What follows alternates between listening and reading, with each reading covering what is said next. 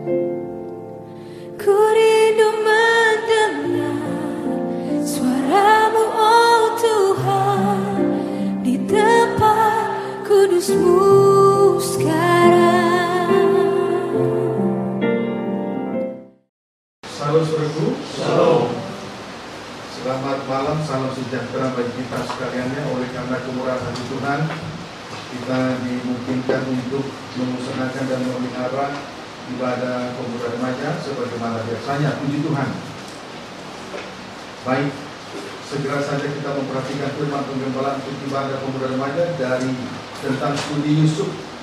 Sekarang Kejadian, kita masih berada pada Kejadian pasal 41 ayat yang ke-52. Kejadian 41 ayat yang ke-52. Silakan.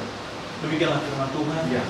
Yusuf di Mesir sebagai penguasa, dan kepada anaknya yang kedua diberinya nama Efraim, sebab katanya, Allah membuat aku mendapat anak dalam negeri 50 kesengsaraan. sampai ke ayat 52.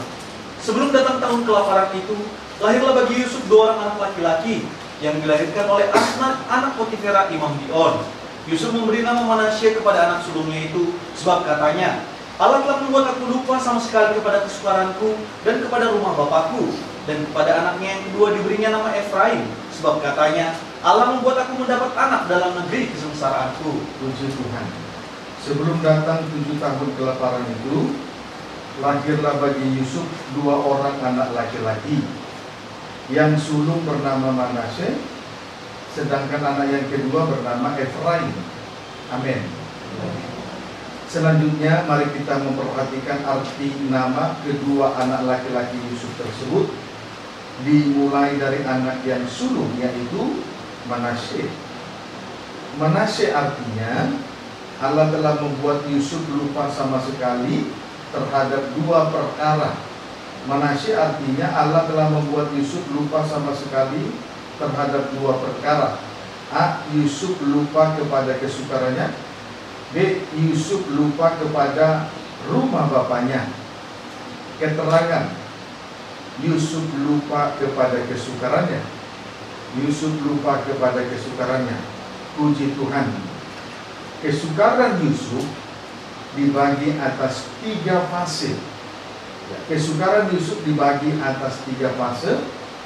Fase yang pertama, ketika Yusuf tinggal bersama dengan saudara-saudaranya. Fase yang pertama yaitu ketika Yusuf tinggal bersama dengan saudara-saudaranya. Puji Tuhan.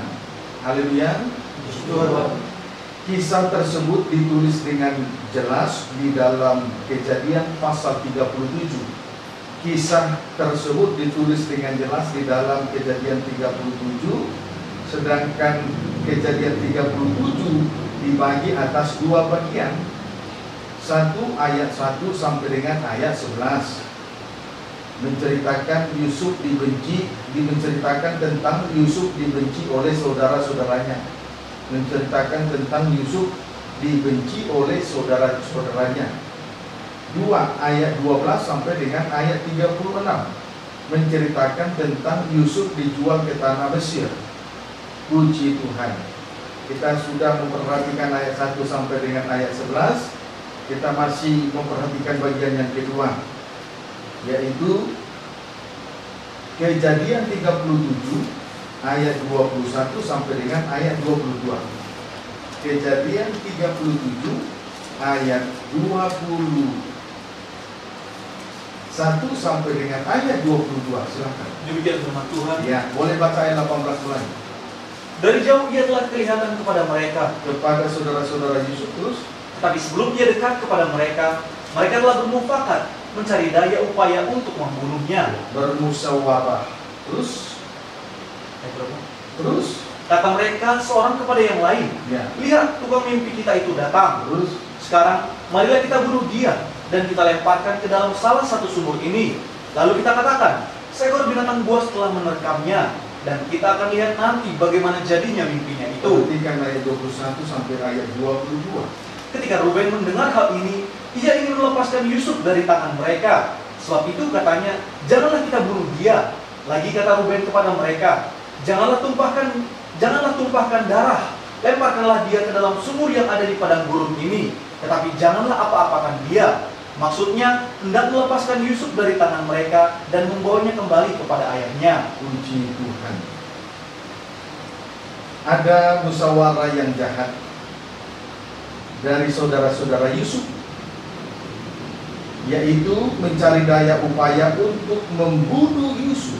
Di sini kita melihat ada musyawarah yang jahat dari saudara-saudara Yusuf, yaitu mereka mencari daya upaya untuk membunuh Yusuf. Namun Ruben mengetahui musyawarah yang jahat. Dan usul untuk membunuh Yusuf sesuai dengan ayat 18 dan ayat 20. Musyawarah itu diketahui oleh Ruben. Amin, saudaraku. Amin. Oleh sebab itu, di sini kita melihat Ruben berusaha untuk melepaskan Yusuf dari tangan adik-adiknya dan membawa Yusuf kembali kepada Yakub. Amin. Amin. Oleh sebab itu, di sini kita melihat Ruben berusaha untuk melepaskan Yusuf dari tangan adik-adiknya dan membawa Yusuf kembali kepada Yakub. Tetapi sayangnya, dia kompromi dengan hal-hal yang tidak baik karena Ruben tidak memiliki pengertian yang benar dari Tuhan. Tetapi sayangnya dia kompromi dengan hal-hal yang tidak baik karena ia tidak memiliki pengertian yang benar dari Tuhan. Amin, saudaraku. Amin. Coba perhatikan dulu ayat 42, ayat 22 kembali baca, tidak usah ditulis lagi. Lagi kata Ruben kepada mereka, Iya. janganlah tumpahkan darah, terus lemparkanlah dia ke dalam sumur yang ada di padang gurun lemparkanlah ini. dia ke dalam sumur yang ada di padang gurun ini. Puji Tuhan. Ruben berkata, janganlah tumpahkan darah, lemparkanlah dia ke dalam sumur yang ada di padang gurun ini. Jadi saya ulangi, tetapi sayangnya Ruben kompromi dengan hal-hal yang tidak baik karena ia tidak memiliki pengertian yang benar dari Tuhan. Sesuai dengan ayat 22, di mana Ruben berkata, janganlah tumpahkan darah, lemparkanlah dia ke dalam sumur yang ada di padang gurun ini. Pendeknya, Ruben berusaha untuk membela Yusuf dengan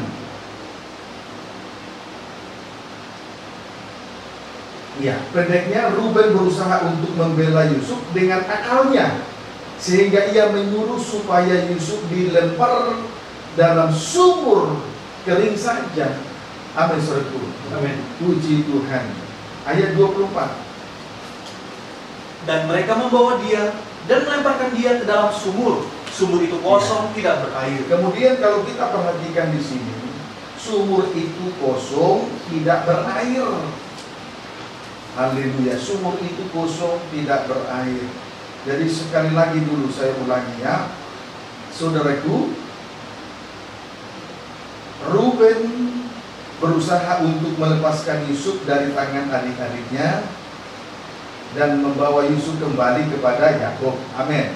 Amin. Tetapi sayangnya dia kompromi dengan hal-hal yang tidak baik karena ia tidak memiliki pengertian yang benar dari Tuhan. Sesuai dengan ayat 22, Ruben berkata, janganlah tumpahkan darah, lemparkanlah dia ke dalam sumur yang ada di padang gurun ini. Pendeknya, Ruben berusaha untuk membela Yusuf adiknya itu dengan akalnya, sehingga ia menyuruh supaya Yusuf dilemparkan dalam sumur kering saja. Maka tadi sudah dibaca ayat 24, sumur itu kosong, tidak berair. Kita akan melihat sejenak sumur kosong. 2 Petrus 2 ayat 17. 2 Petrus 2 ayat 17.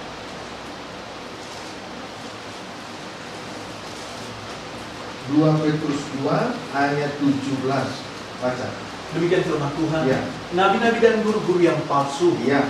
Guru-guru palsu itu adalah seperti mata air yang kering. Guru-guru palsu itu adalah seperti mata air yang kering. Terus Seperti kabut yang dihalaukan taufan. ya, seperti kabut yang dihalaukan taufan. Terus Bagi mereka telah tersedia tempat dalam kegelapan yang paling dahsyat. puji Tuhan.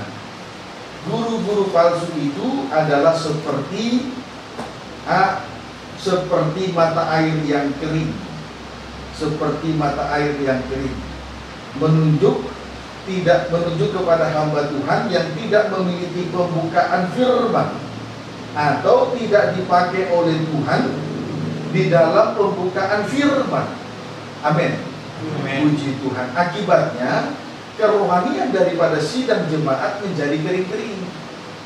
Akibatnya kerohanian daripada sidang jemaat menjadi kering-kering.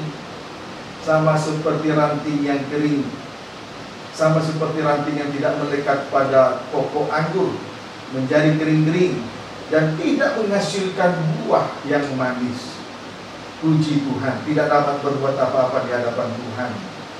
Haleluya. Saudaraku, kalau sidang jemaat, kerohanian daripada sidang jemaat kering-kering, tidak menghasilkan buah, ini menyakitkan hati dari seorang gembala sidang. Sangat menyakitkan hati dari seorang gembala sidang. Maka saya sebagai seorang hamba Tuhan selalu berjuang dan memohon dengan segala kerendahan hati supaya kiranya Tuhan senantiasa membukakan firman-Nya dalam setiap kali saya memberitakan firman, dalam setiap pertemuan-pertemuan ibadah. Kalau tidak, berakibat fatal bagi sidang jemaat. Kerohanian daripada sidang jemaat nanti menjadi kering-kering, tidak dapat dicicipi dan dinikmati. Buahnya tidak dapat dicicipi dan dinikmati oleh Tuhan.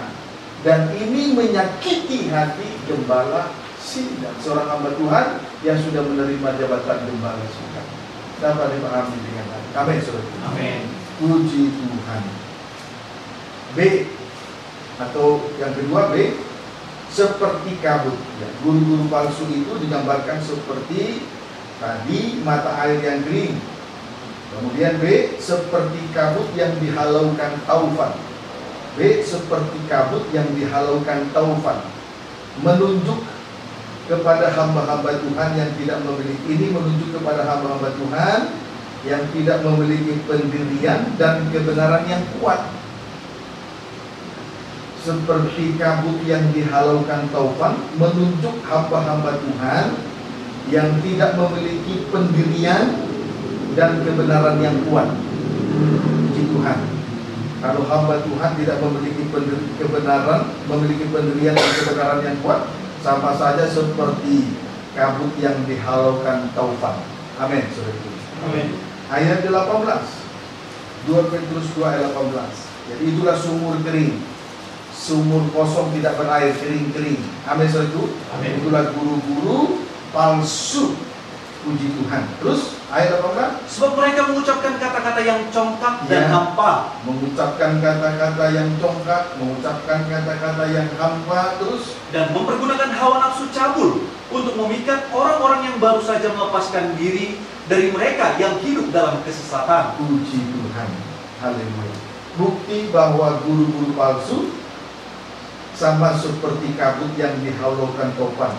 Bukti bahwa guru-guru palsu sama seperti kabut yang dihalaukan taufan. Step pertama, mereka mengucapkan kata-kata yang congkak. Bukti-bukti ya bahwa guru-guru palsu itu sama seperti kabut yang dihalaukan taufan. Step pertama, mereka mengucapkan kata-kata yang congkak. Kemudian step yang kedua, mengucapkan kata-kata yang hampa. Mengucapkan kata-kata yang hampa. Ini bukti ya bahwa guru-guru palsu itu sama seperti kabut yang dihalaukan taufan. Mereka mengucapkan kata-kata yang congkak dan mengucapkan kata-kata yang hampa. Amin, saudaraku. Amin. Puji Tuhan. Kata-kata yang congkak misalnya. Kata-kata yang congkak misalnya membesar-besarkan hal-hal yang lahiriah, membesar-besarkan hal-hal yang lahiriah, tetapi merendahkan salib Kristus di tengah ibadah pelayanan dalam satu penggembalaan. Itu kata-kata congkak, ya. Amin, saudaraku. Membesar-besar hamba Tuhan tersebut, membesar-besarkan hal yang lahiriah, tetapi ia merendahkan salib Kristus. Itu kata yang congkak. Kemudian kata-kata yang hampa, misalnya contoh kata-kata yang hampa atau kata-kata yang hampa misalnya semua perkataannya atau semua yang disampaikannya tidak tergenapi. Contoh kata-kata yang hampa, semua perkataannya atau semua yang disampaikan oleh hamba Tuhan itu tidak tergenapi, tidak satu pun yang benar dan tidak tergenapi. Puji Tuhan, itu yang disebut, ini contoh kata-kata yang hampa. Puji Tuhan, bayangkan kalau misalnya hamba Tuhan menyampaikan firman Tuhan, tetapi satu pun dari apa yang disampaikannya tidak ada yang terbukti dan tidak tergenapi. Ini sangat merugikan sidang jemaat dan mengandung risiko yang sangat tinggi. Puji Tuhan. Amin, saudaraku. Haleluya. Kata-kata yang hampa tidak bisa menolong sidang jemaat. Kiranya dapat dipahami dengan baik. Kemudian yang kedua, tadi bukti bahwa guru palsu seperti kabut yang dihalaukan topat. Yang pertama, mereka mengucapkan kata-kata yang congkak dan kata-kata yang hampa, ya. Yang kedua, boleh baca lagi dulu.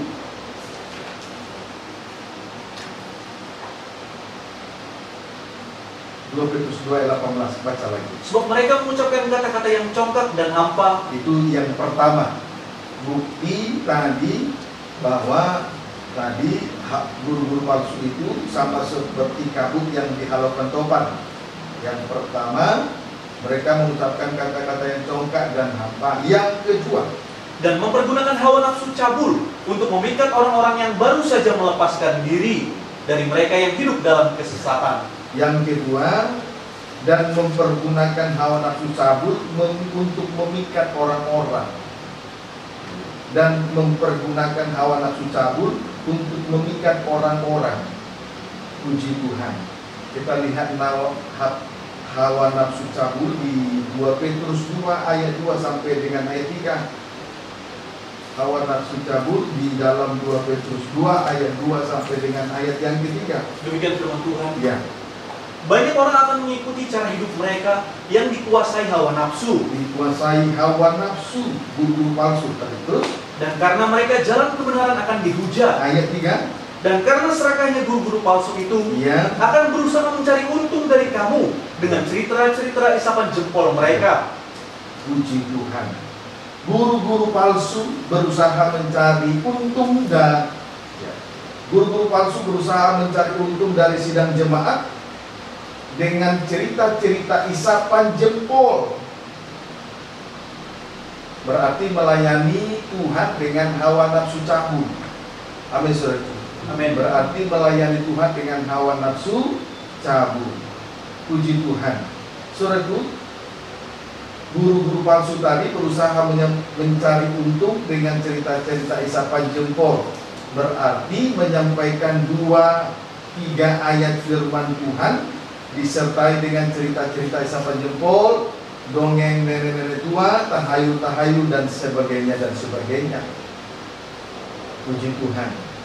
Inilah pelayanan dari guru-guru palsu dengan hawa nafsu cabul. Mereka melayani dengan hawa nafsu. Buktinya apa? Menyampaikan 2-3 ayat firman, lalu ditambahkan atau disertai dengan cerita-cerita isapan jempol, ditambahkan dengan dongeng nenek-nenek tua, ditambahkan lagi dengan tahayul-tahayul dan lain sebagainya. Itu hawa nafsu cabul. Amin, saudara. Amin. Puji Tuhan. Haleluya. Berarti saudaraku,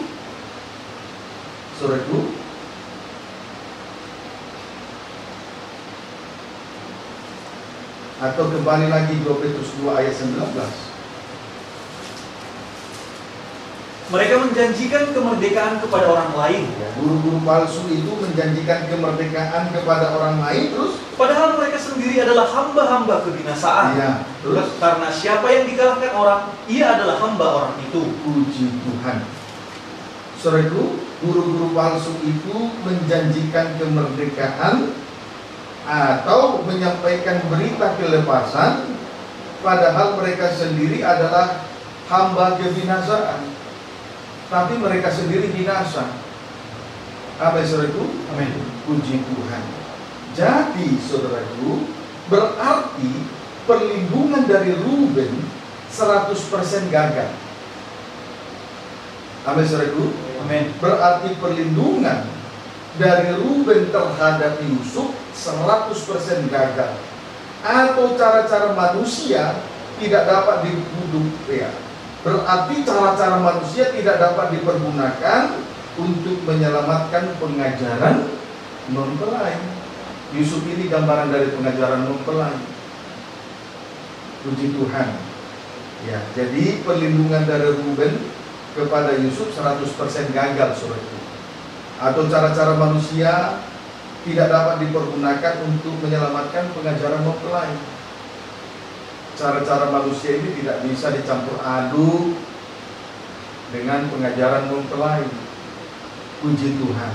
Nah, ini adalah suatu bukti bahwa tidak semua orang menolak pengajaran mempelai. Nanti masih ada orang yang akan menerimanya. Sehingga sekalipun mempelai itu menghadapi ancaman maut. Amin saudaraku. Amin. Sekali waktu pengajaran mempelai akan disambut oleh orang-orang yang mengerti dan sungguh-sungguh memerlukannya. Puji Tuhan. Jalan kehidupan Yusuf yang tidak enak ini adalah jalan yang dimeterai oleh Tuhan. Sebab kelak ia akan dipermuliakan oleh Tuhan. Amin saudaraku. Amin. Puji Tuhan. Jalan dan rencana Tuhan pun juga berlaku untuk sidang Tuhan, kehidupan muda remaja seperti yang dialami oleh Yusuf. Pendeknya Tuhan mempunyai rencana yang sangat berharga atas kehidupan Yusuf agar kita benar-benar memperhatikannya. Amin saudaraku. Puji Tuhan. Saudaraku, andai kata perlindungan Ruben berhasil atas Yusuf, maka yang menjadi mempelai wanita Tuhan hanyalah bangsa Israel. Sebab apabila Ruben berhasil melindungi Yusuf, maka Yusuf otomatis dibawa kembali kepada Yakub Israel. Dapat dipahami saudara? Amin. Jadi perlindungan Ruben itu sama sekali gagal 100%. Dan itu bukti bahwa suatu kali kelak nanti bahwa ada orang-orang yang akan menerima pengajaran mempelai. Dapat dipahami saudara? Saya kalau andai kata Ruben berhasil menyelamatkan Yusuf dan membawa kembali kepada Israel, Yakub Israel, maka yang menjadi mempelai hanya bangsa Israel saja. Lalu bagaimana bangsa kafir? Dapat dipahami saudaraku? Amin. Puji Tuhan. Jadi sekali lagi, andai kata perlindungan Ruben berhasil atas Yusuf, maka yang menjadi mempelai wanita Tuhan hanyalah bangsa Israel. Berarti bangsa kafir tidak termasuk menjadi mempelai wanita Tuhan.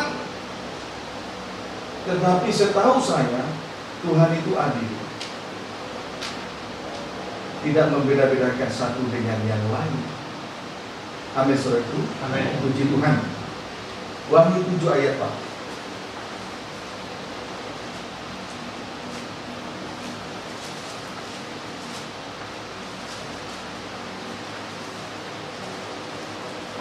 Wahyu 7 ayat yang keempat. Baca. Demikian firman Tuhan. Baca perikop. Orang-orang yang dimeteraikan dari bangsa Israel. Orang-orang yang dimeteraikan dari bangsa Israel. Baca. Dan aku mendengar jumlah mereka yang dimeteraikan itu. Iya.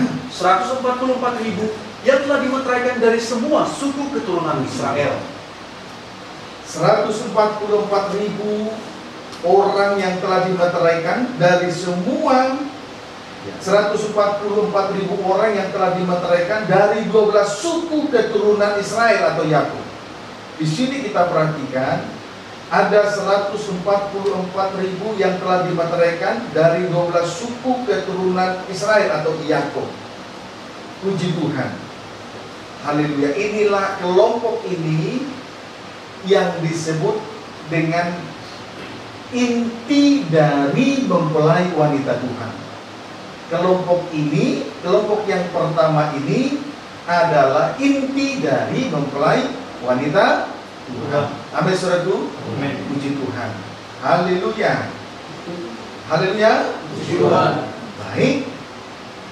Kemudian 144.000 ini itu adalah dari jumlah masing-masing 12 keturunan Israel. Masing-masing yang dimeteraikan dari 12 suku Israel itu ada 12.000. Jadi 12.000 dikali 12 suku keturunan Yakub itu seluruhnya ada 144.000.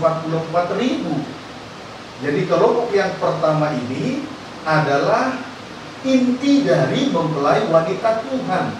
Amin, saudaraku. Amin. Apakah mereka saja yang menjadi mempelai wanita Tuhan? Bagaimana nasib di luar kelompok yang pertama ini? Berarti Tuhan curang, Tuhan tidak adil kalau hanya kelompok ini yang menjadi mempelai wanita Tuhan. Andai kata loh ya, Ruben berhasil dalam hal melindungi Yusuf yang adalah gambaran dari mempelai wanita Tuhan. Kalau andai kata dia kembali dibawa kepada yang dapat dipahami seperti itu. Amin. Puji Tuhan. Berarti yang menjadi mempelai ya hanya 144.000 aja. Inilah inti dari mempelai wanita Tuhan. Tetapi Tuhan itu baik. Tuhan juga memperhatikan bangsa kafir. Tuhan juga memperhatikan kehidupan kita masing-masing.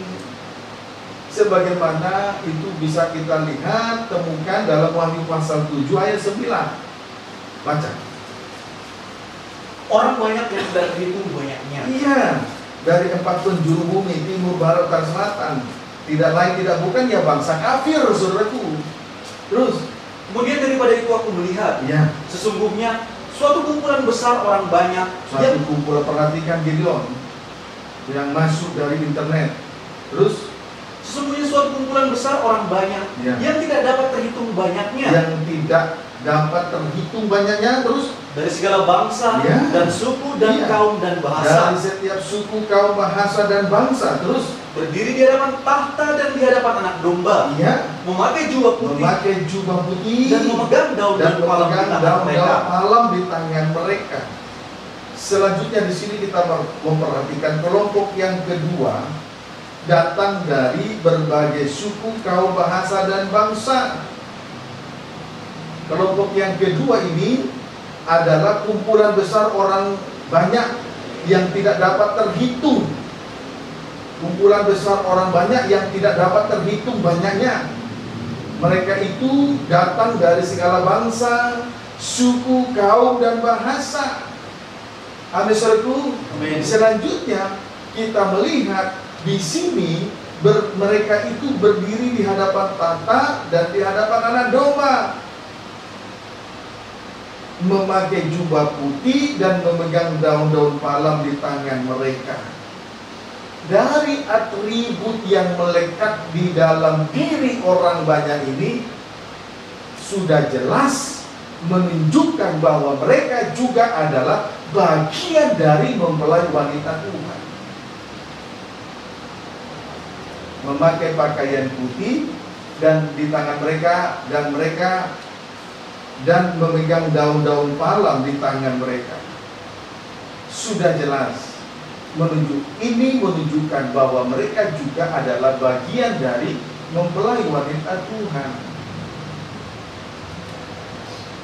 Berarti yang menjadi mempelai bukan saja hanya bangsa Israel, tetapi bangsa kafir yang datang dari berbagai suku, kaum, bahasa, dan bangsa juga turut menjadi mempelai wanita Tuhan. Amin, saudara. Amin. Puji Tuhan. Haleluya. Jadi saya tidak ragu mengatakan bahwa kegagalan Ruben di dalam hal melindungi Yusuf itu adalah bukti bahwa tidak semua orang menolak pengajaran mempelai, tetapi sekali waktu nanti masih ada orang yang mau menerima pengajaran mempelai, yaitu orang-orang yang sangat mengerti dan memerlukan pengajaran mempelai. Haleluya. Puji Tuhan. Tapi hati-hati, jangan sampai yang terdahulu menjadi yang terkemudian. Maka kita dalam satu penggembalaan, suatu wadah, itulah penggembalaan GBT Betania yang Tuhan berikan ini. Ayo berlomba-lomba di dalam kompetisi rohani, kiranya dapat dipahami dengan baik. Amin. Amin. Puji Tuhan. Ayat 14. Lihat sama perjalanan daripada mempelai kelompok yang kedua ini juga nanti mirip dengan perjalanan yang dialami oleh Yusuf. Ayat 14 baca.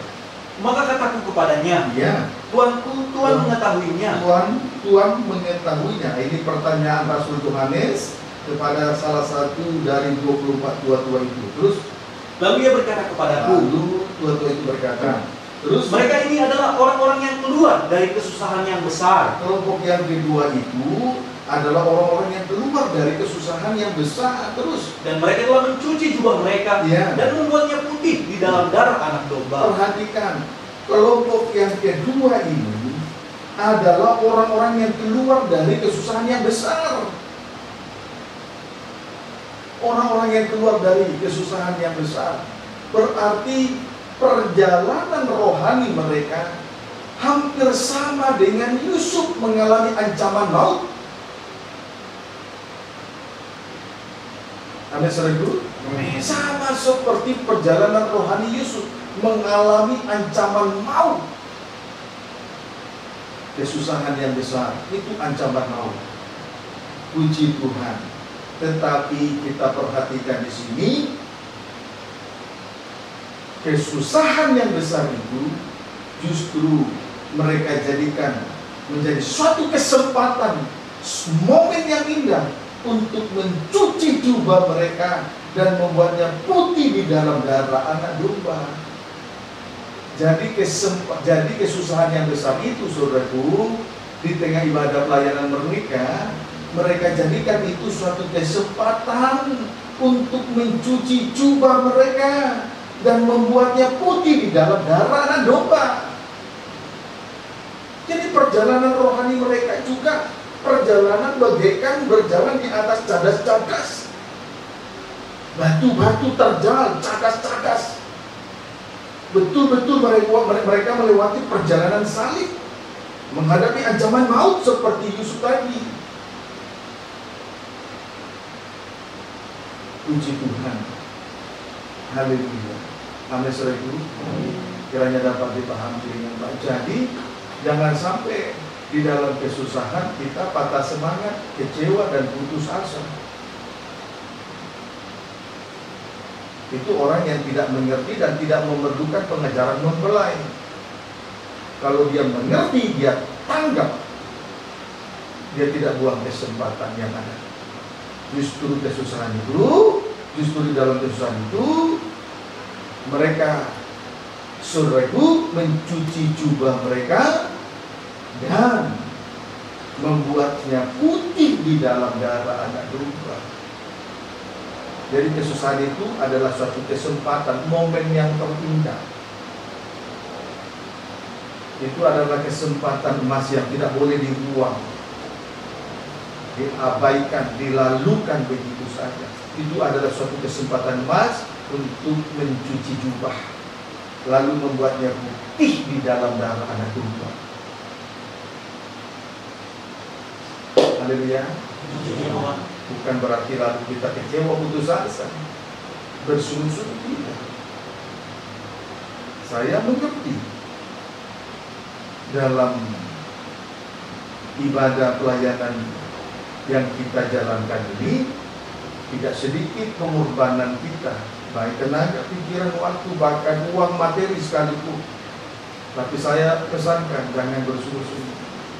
Justru itu suatu kesempatan bagi kita untuk mencuci jubah dan membuatnya putih di dalam darah anak domba. Amin. Amin. Puji Tuhan. Haleluya. Nah, kita kembali lagi membaca Kejadian 37 ayat 25.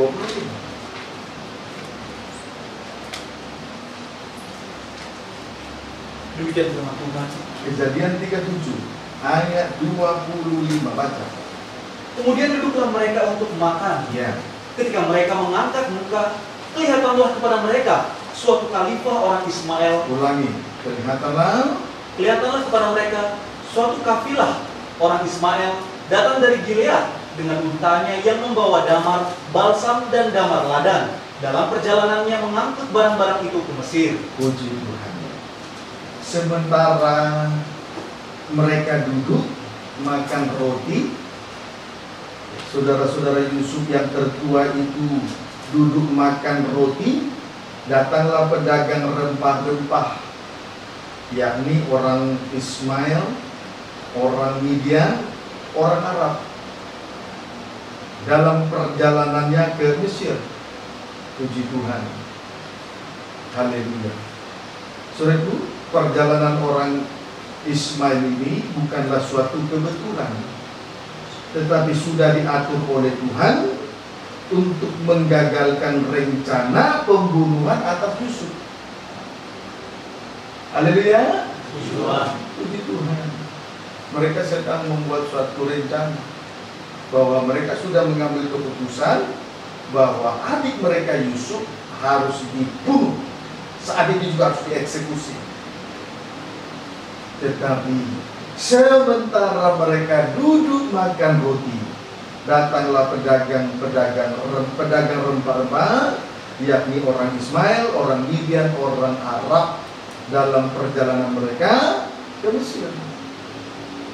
Puji Tuhan, perjalanan orang Ismail ini bukanlah suatu kebetulan, tetapi sudah diatur oleh Tuhan untuk menggagalkan rencana pembunuhan atas Yusuf.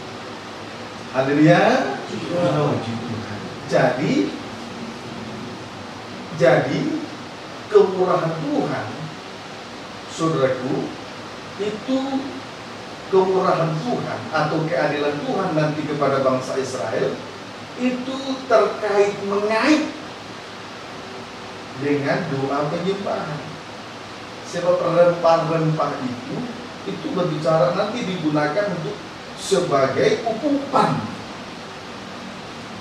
Amin, saudara. Jadi ada kaitannya dengan doa penyembahan.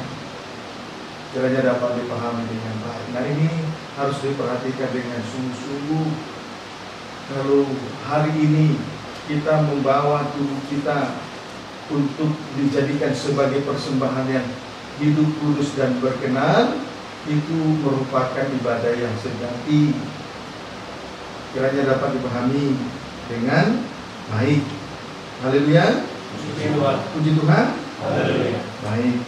Ayat 26 sampai 27. Lalu kata Yehuda kepada saudara-saudaranya itu, kepada saudara-saudaranya itu, terus, apakah untungnya kalau kita membunuh adik kita itu? Iya. Terus? Dan menyembunyikan darahnya. Iya. Marilah kita jual dia kepada orang Ismail ini. Iya. Tetapi janganlah kita apa-apakan dia. Iya. Karena dia saudara kita, darah daging kita. Terus? Dan saudara-saudaranya mendengarkan perkataan itu. Puji Tuhan. Di ayat ini kita memperhatikan Yehuda memberi usul supaya Yusuf dijual saja kepada orang Ismail, saudagar-saudagar yang dari Midian itu. Puji Tuhan. Kemudian usul Yehuda tersebut disambut oleh saudara-saudara tua Yusuf. Puji Tuhan. Usul dari Yehuda itu disambut oleh saudara-saudara tua Yusuf. Inilah gambaran dari gembala-gembala yang hatinya tidak murni di dalam menggembalakan kawanan domba Allah. Jadi saudara-saudara tua dari Yusuf ini adalah gambaran dari gembala-gembala yang hatinya tidak murni di dalam menggembalakan kawanan domba Allah. Amin, saudaraku. Amin. Puji Tuhan. Tetapi perlu untuk diketahui, tidak sedikit hamba Tuhan melayani Tuhan hanya untuk mendapatkan uang. Tidak sedikit hamba Tuhan di dalam melayani Tuhan hanya untuk mendapatkan uang. Itu harus diketahui. Puji Tuhan. Menjual Yusuf itu sama dengan menjual pengajaran mempelai hanya demi uang. Kiranya dapat dipahami dengan baik. Puji Tuhan. Filipi pasal 3 ayat 19. Maka kita patut bersyukur pengajaran mempelai ini telah menggembalakan kita dengan tulus dan murni. Amin. Berarti kita dapat mengambil kesimpulan Tuhan tidak menipu kita. Haleluya. Puji Tuhan. Haleluya. Filipi pasal 3 ayat 19. Demikian firman Tuhan. Filipi pasal yang ketiga. Sebentar. Ayat yang ke-19, silakan. Demikian firman Tuhan. Ya. Kesudahan mereka ialah kebinasaan. Ya, nah kesudahan mereka ialah kebinasaan. Terus Tuhan mereka ialah perut mereka. ya. Kemuliaan mereka ialah aib mereka. Terus Pikiran mereka semata-mata tertuju kepada perkara duniawi. iya.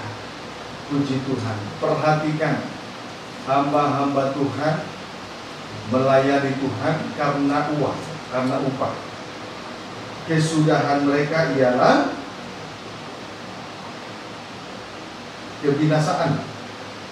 Kemudian Tuhan mereka ialah perut mereka. Kemudian kemuliaan mereka ialah aib mereka. Sebab pikiran mereka semata-mata tertuju kepada perkara duniawi.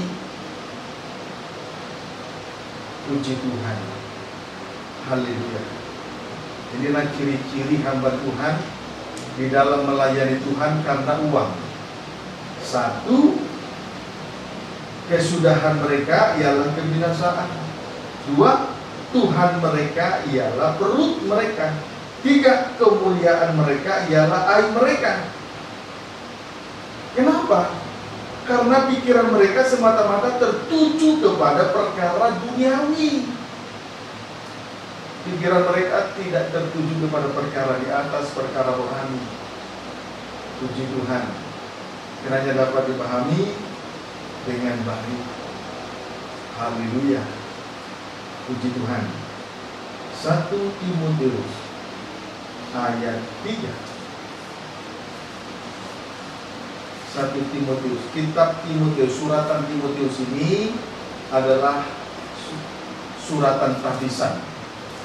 Maka seorang hamba Tuhan harus mentahbiskan dirinya di dalam kesucian dan kemurnian. Amin, saudaraku. 1 Timotius 3. Lihat tahbisan hamba Tuhan. 1 Timotius 3 ayat 3. Boleh saja ayat 2 dimulai. Demikian firman Tuhan. Baca dulunya. Syarat-syarat bagi penilik jemaat. Ya. Karena itu, penilik jemaat haruslah seorang yang tak bercacat, Tidak bercacat, suami dari satu istri, suami dari satu istri, dapat menahan diri, bijaksana, sopan, kemudian sopan, suka memberi tumpangan, cakap mengajar orang, bukan peminum, bukan peminum, bukan pemarah, bukan pemarah, melainkan peramah, tapi ramah, terus pendamai, bukan hamba uang. Iya, salah satu tabisan dari seorang hamba Tuhan bukan hamba uang. Bukan hamba uang. Ini salah satu tabisan dari seorang hamba Tuhan. Berarti kalau melayani Tuhan karena upah uang, untuk mendapatkan uang atau upah, berarti melayani tidak hidup di dalam tabisan yang benar.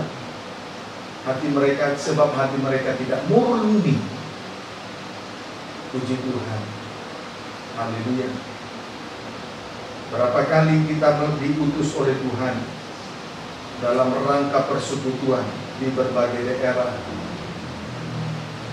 kita tidak betul-betul murni, tidak mencari uang. Walaupun kita berangkat sebagai tim dengan jumlah kadang 5 sampai 10, itu nilai uang yang kita gunakan tidak sedikit. Tetapi hati kita murni, betul-betul melayani Tuhan, bukan untuk mencari uang, walaupun kita butuh uang. Amin, saudara. Puji Tuhan. Jadi saudara juga di dalam mendukung, membawa pengajaran mempelai ini juga harus murni. Amin, saudaraku. Amin. Puji Tuhan. Haleluya. 1 Ibrani 13 ayat 5.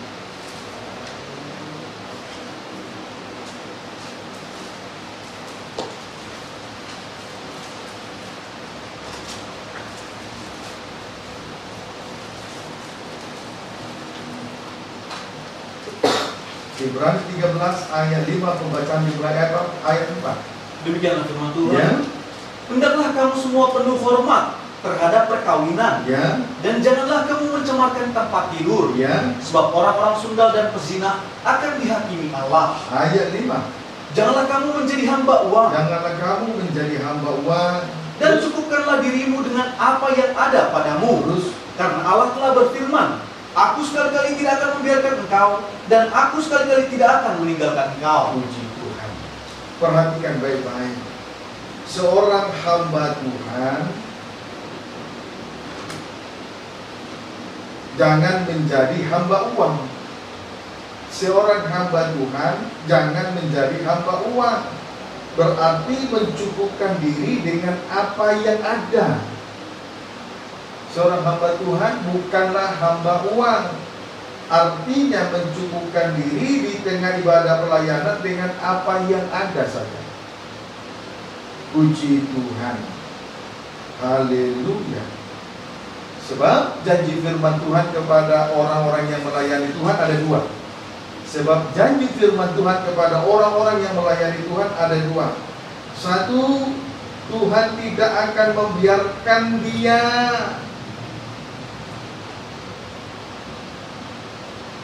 Tuhan tidak akan membiarkan. 2, Tuhan sekali-kali tidak akan meninggalkan orang-orang yang melayani Tuhan.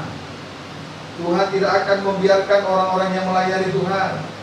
1, 2, Tuhan tidak meninggalkan orang-orang yang melayani Tuhan. Haleluya.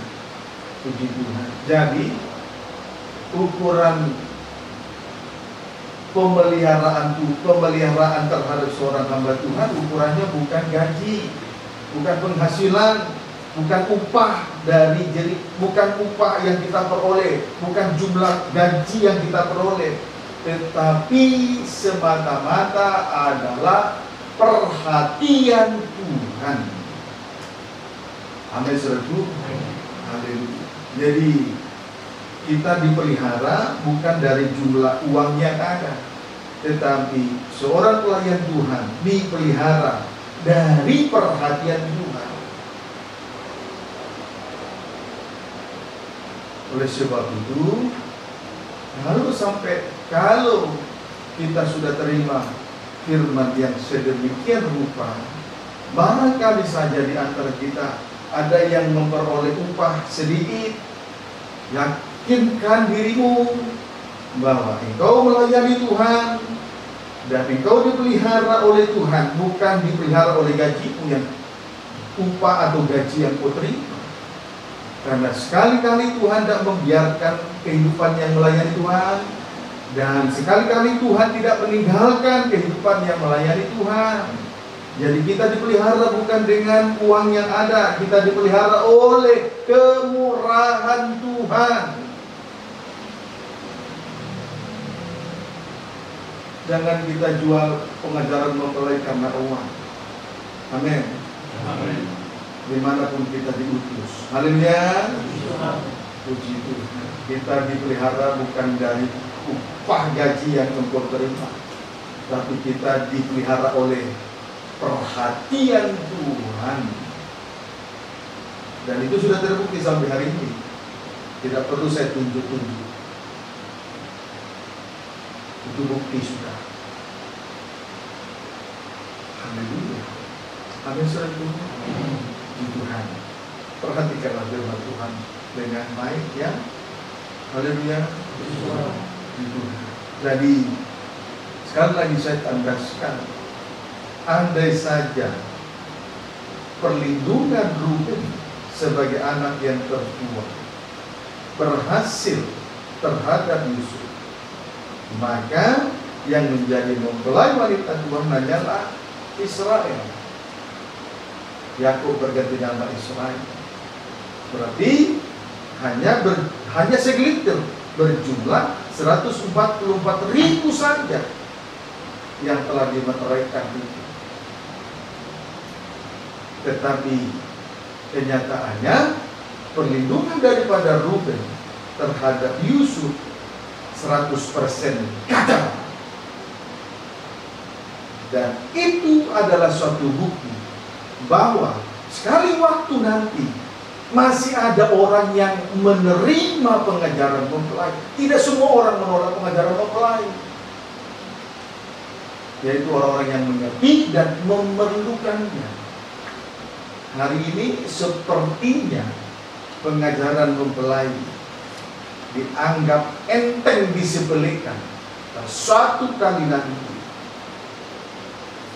banyak orang akan berduyun-duyun ke Gunung Sion dari berbagai suku bangsa. Amin. Puji Tuhan. Jadi tadi kita sudah melihat Ruben ingin berusaha melindungi Yusuf, tapi dengan cara yang tidak benar. Sebab itu bisa kita lihat dari perkataannya, lemparkan saja dia ke salah satu sumur. Berarti dia kompromi dengan hal-hal yang tidak baik. Amin.